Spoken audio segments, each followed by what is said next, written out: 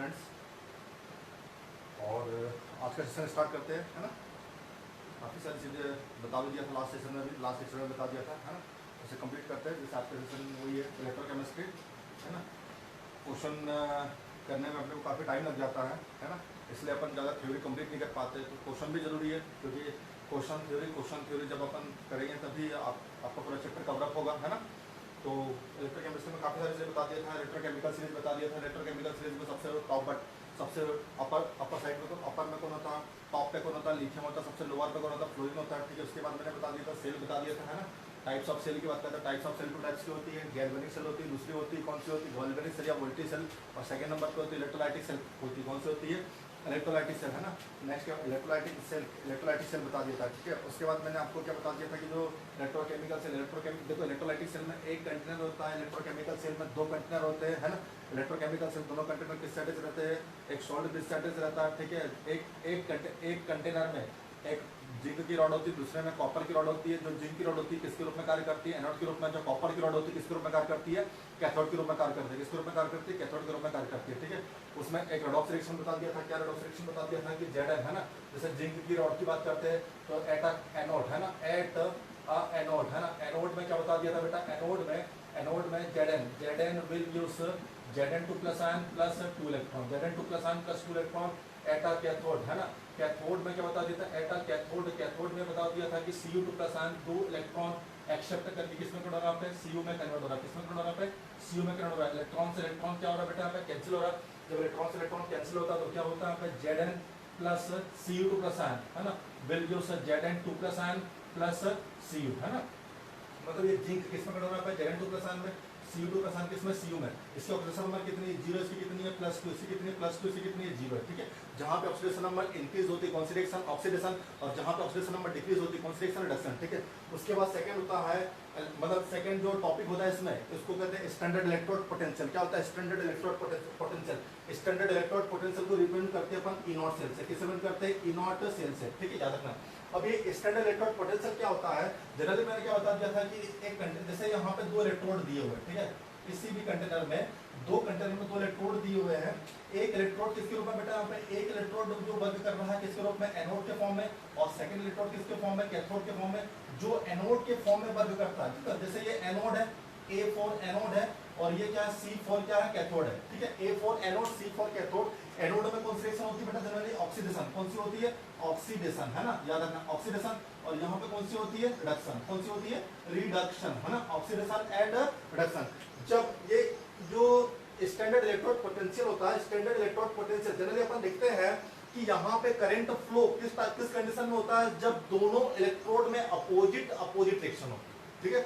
अगर दोनों इलेक्ट्रोड में अगर सेम रिएक्शन होती है तो वहां पे इलेक्ट्रॉन फ्लो नहीं होता, ठीक है, मतलब इलेक्ट्रॉन का प्रवाह नहीं हो पाता है, ठीक है। अगर दोनों इलेक्ट्रोड में सेम रिएक्शन होती है तो वहां पे इलेक्ट्रॉन का प्रवाह नहीं हो पाता है। अगर दोनों इलेक्ट्रोड में डिफरेंट रिएक्शन होती है तो वहां पे इलेक्ट्रॉन का प्रवाह होता है, ठीक है। जैसे फॉर एग्जांपल, अगर यहाँ पे यदि यहाँ पे इस एनोड में ऑक्सीडेशन, ठीक है, इस एनोड में ऑक्सीडेशन, ठीक है, और इस कैथोड में रिडक्शन। इस एनोड में क्या है, ऑक्सीडेशन, और इस कैथोड में क्या है, रिडक्शन है, ठीक है। एनोड में ऑक्सीडेशन, कैथोड रिडक्शन, तब जो फॉर्मूला प्राप्त होता है, तो फॉर्मूला क्या होता है कि एनोड में ऑक्सीडेशन और कैथोड रिडक्शन जब रिएक्शन होती है तब फॉर्मूला E0 सेल का जो फॉर्मूला प्राप्त होता है तो क्या प्राप्त होता है, तो E0 anode plus E0 cathode, ये फॉर्मूला प्राप्त होता है, ठीक है।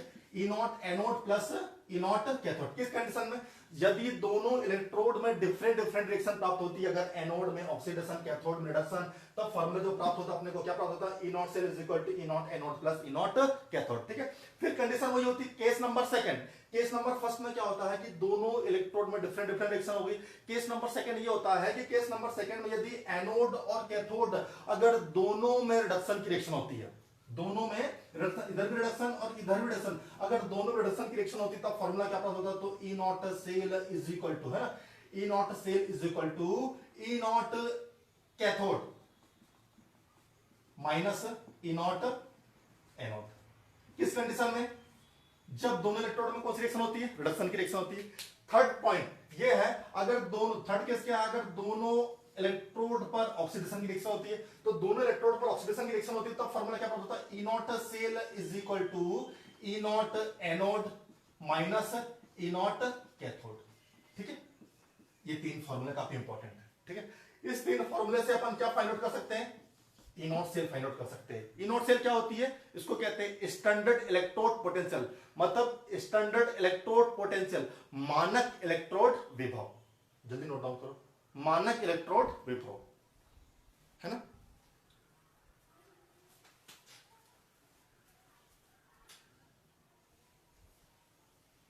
मानक इलेक्ट्रोड विभव हो गया, है ना, मानक इलेक्ट्रोड विभव,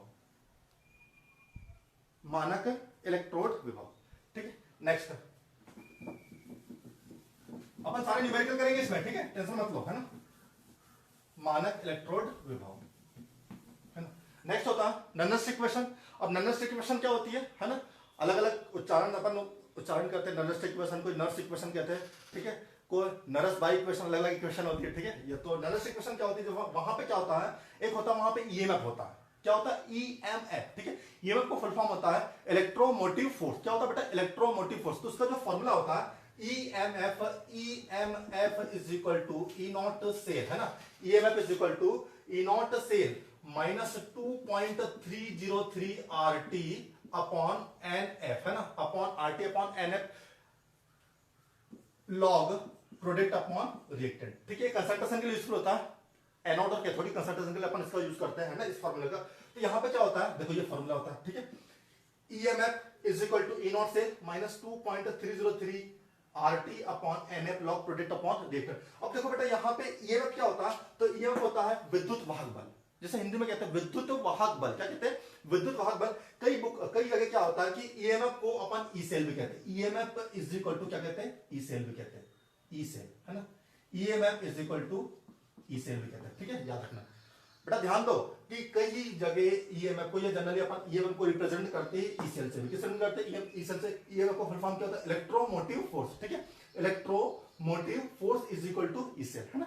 अब क्या होता है कि जनरली क्या होता है कि यहां पे देखो, यहां पे E naught cell, E naught cell क्या है, यहां पे ई नॉट सेल है स्टैंडर्ड इलेक्ट्रोड पोटेंशियल। क्या है, स्टैंडर्ड इलेक्ट्रोड पोटेंशियल, मानक इलेक्ट्रोड विभव है 2.303 R, where R universal gas constant. क्या है, universal gas constant. where T for क्या, टेंपरेचर है, T यहाँ पे टेंपरेचर है, और यहाँ पे N क्या होता है, लॉस बाय इलेक्ट्रॉन या गेन बाय इलेक्ट्रॉन। ठीक है, मतलब जितने इलेक्ट्रॉनों में डिफरेंट होता है वो N की वैल्यू होगी। F आपको फिर आप पता है, आपको फैराडे कांस्टेंट, फैराडे कांस्टेंट की जो वैल्यू होती है कितनी होती है, 96500 कूलम होती है। कितनी होती है, 96500 coulomb log product upon reactant, है। जब यहां पे सबकी वैल्यू दे, देखो किस किस की वैल्यू पता है आपको, R की वैल्यू पता है, T की वैल्यू पता है, F की वैल्यू पता है, किसकी वैल्यू पता नहीं है आपको, N की वैल्यू नहीं पता है आपको, है ना। देखो जब सबकी वैल्यू यहां पे अपन रखते हैं तो फॉर्मूला क्या होता है, EMF is equal to E naught cell minus 0.059 upon N log product upon reactant. ठीक है, इसको और ऐसा भी लिख सकते हैं, EMF is equal to E naught cell minus 0.06 upon N log product upon reactant. ठीक है, ये फॉर्मूला होता है। ठीक है, जल्दी नोट डाउन करो, जल्दी फास्ट।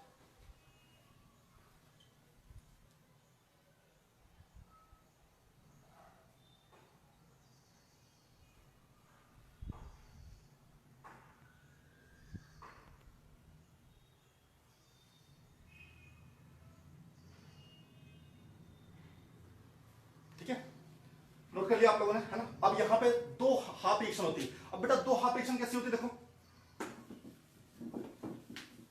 देखो, हाफ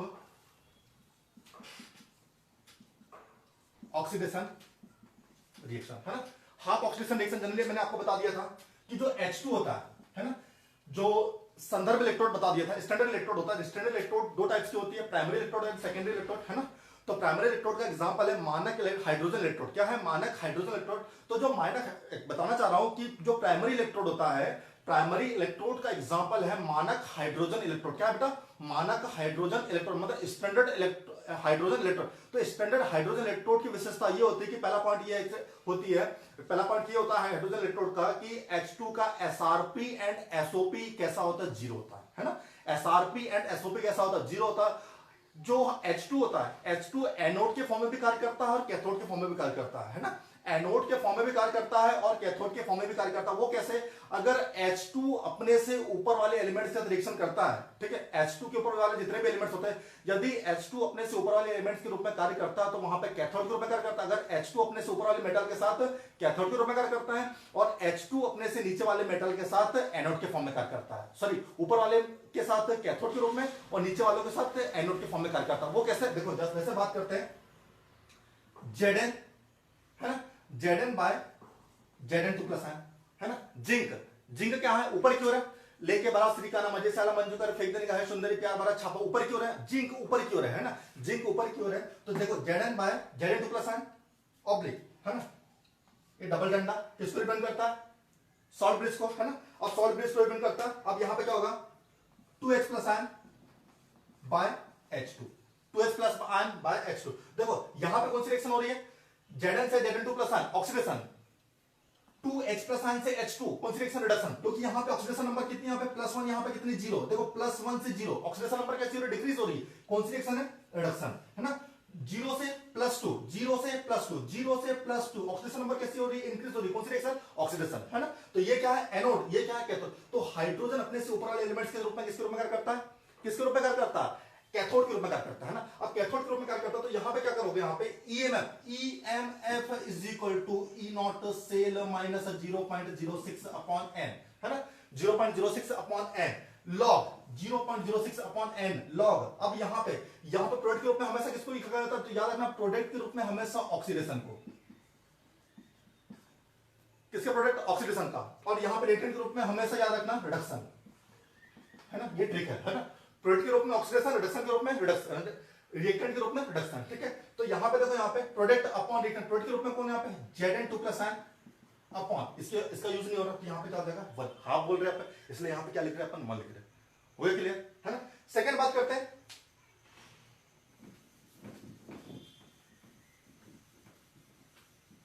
है ना। सेकंड क्या होता है? हाफ ऑक्सीडेशन रिएक्शन के बाद हाफ रिडक्शन रिएक्शन, हाफ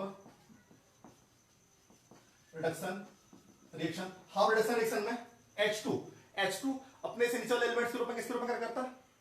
किसके रूप में कार्य करता है? एनोड के रूप में। किस रूप में? एनोड के रूप में। वो कैसे? H2 by 2H plus ion salt bridge Cu 2 plus ion by Cu2 plus ion by Cu। Oxidation number increase, oxidation number decrease. कौन सी रिएक्शन? रिडक्शन।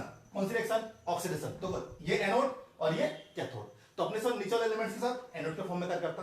तो यहां पे जो रिएक्शन बन जाएगी, EMF is equal to E naught cell minus 0.06 upon n log, है ना, n log product upon reactant, product की जगह क्या?